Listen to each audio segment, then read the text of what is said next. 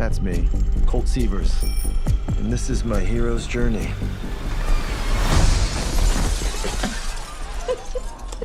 Or just start from the top.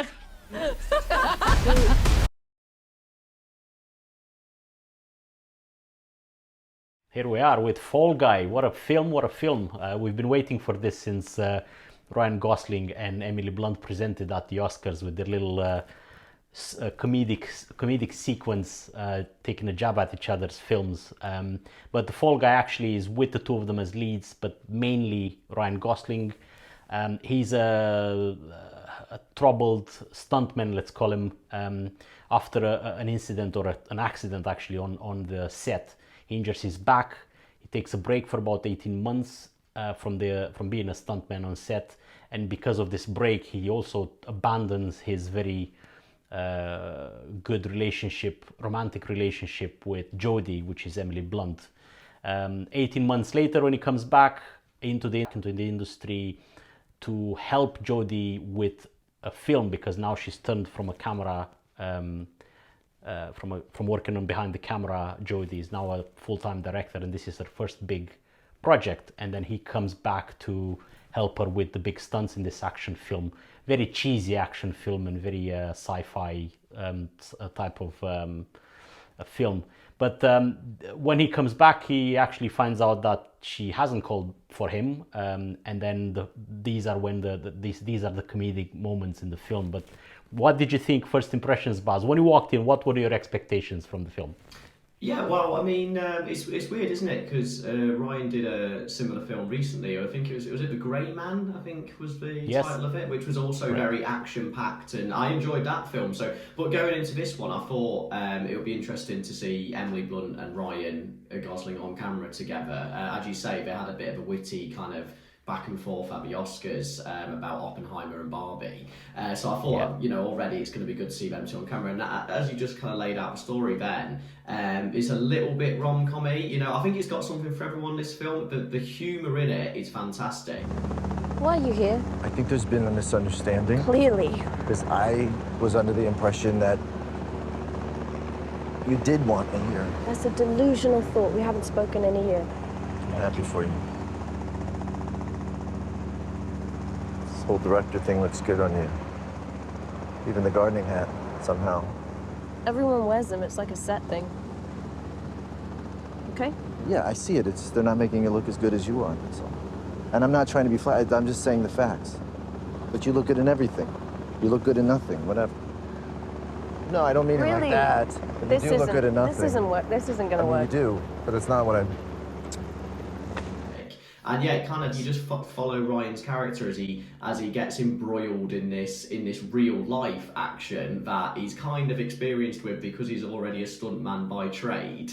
To save one of the actors on this film that he's gone to essentially do to hook up with Emily's character, and it's quite funny actually, and yeah, I think like one of the things is like the humour points they really nail it down and stuff like that, and the chemistry between them two is brilliant. But Absolutely, obviously off the charts. Off the charts. You know what I mean? Like even someone to me who like is not that big into romance stories, I bought this through and through.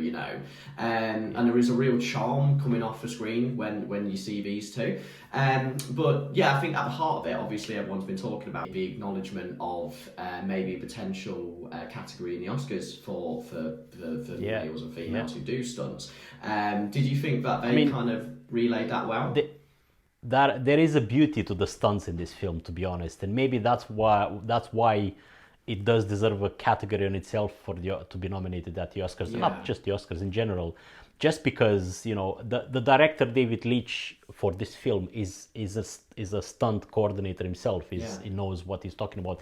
He's worked on John Wick films. He's worked on Deadpool 2, which are like proper action films. But he's the perfect guy to direct this because he just lets you see the stunts. There's no quick cutting when a car rolls over 1 million times, breaking world records in the process. There's no quick cuts, or there's nothing that interrupts that. You just see it's on its glory, all the parts flying all over the place. or when one of the Ryan Gosling's character gets hit by a car.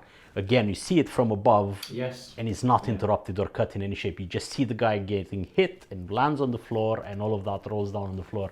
You're like, ouch, that hurt. So it just makes it look good, and it's stunts are essential to action films. You know, we've got Mad Max Furiosa coming up, which that is a film full of real stunts and cars breaking and trashing. So it's definitely there is this year will put that even more at the forefront, and maybe you know, consider the Academy to invent this new category of films. But what did you think? Which one was your favorite stunt, Baz?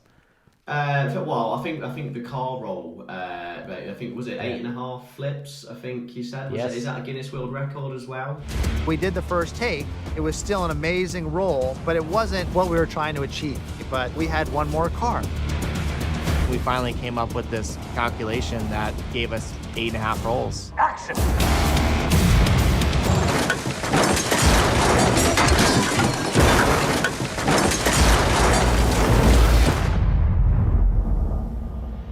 Logan's good. That was indeed, what was previously held by someone else, but yeah, that was I think that was fantastic. And obviously at the end there's a big jumping car sequence, isn't it?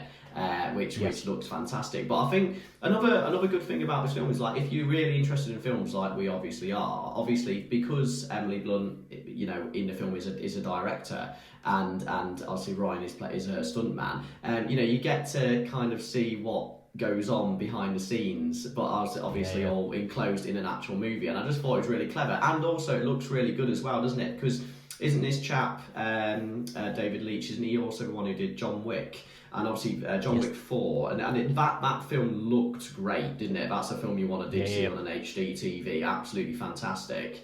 This film also looked brilliant as well. I mean, there's a sequence where Ryan goes into a club because he has to negotiate with this drug dealer where someone is, one of the actors that is missing, and you know, he's in this neon clothing, isn't he? And the lighting, it all just looks fantastic, doesn't it? So that was a real big bonus of the film as well. Yeah, it is, and it's. I mean, the two of them, every single scene between Ryan Gosling and Emily Blunt just sparkles on the screen. There's dialogue, there's comedy, there's subtext, there's, you know, she's angry at him and he's trying to bring her back. Rom-com element too, in the middle of a full-on action-packed storyline. The producer, Hannah Waddingham, is also really good. I've seen her in Ted Lasso. I don't know if you've watched the series, but the producer that, you know, is one of the key characters in the game, is in the film, it does a really good job. And like you said, the behind the scenes stuff, the action sequences are really good, and they're never tiring, and they're never like, you know, when you watch Transformers, for example, one of the latest ones, your eyes just go, you get headaches because so much stuff happens on the screen. There's CGI and explosions and quick cuts that just makes you dizzy. This one, it has the action, but it's properly paced and it's not in your face. It's not rushed in any shape or form, and I really enjoyed that, didn't you? Yeah, absolutely. And the other chap, I think, that deserves a mention in the film, you know, the Tom Ryder character in the film, which is like the kind of douchebag kind of actor who's got his millions and is just obnoxious in every way possible. It kind of reminded me of like Logan Paul, to be honest, in this film, really. And I thought that he was quite a good antagonist as well to keep the storyline going, actually. So. You know something, I don't know if you know this, he's pitched to be the next James Bond, the actor, to replace David Craig. Yes. Yeah. I don't know if he's been confirmed or not, but it was in the news that they've approached him, the studio, to play the next. And you know, this is like another Taylor 4 Johnson films. Is his name? Yeah. Correct. Yes. Aaron, So it'll be well, to be honest, to he could do. I mean, I think he's probably suited better to villains by this performance. But you know, it'd be interesting to see him in another role, really. But yeah, apart from Ryan and Emily, you know, he's kind of the only other prominent character, isn't he? And I think he suits that role well. Yeah. No, very good. Really enjoyed the fact that the cinema was packed, and people were having fun. Let's just remember, cinema is also supposed to be fun, not just broody and, you know, not necessarily have a message in the film, but just enjoy yourself. And this does entertainment at its best. Thank you very much for watching, guys. Please like and subscribe as always. Comment down below which was your personal favourite stunt in The Fall Guy, and we'll see you again next week. Take care.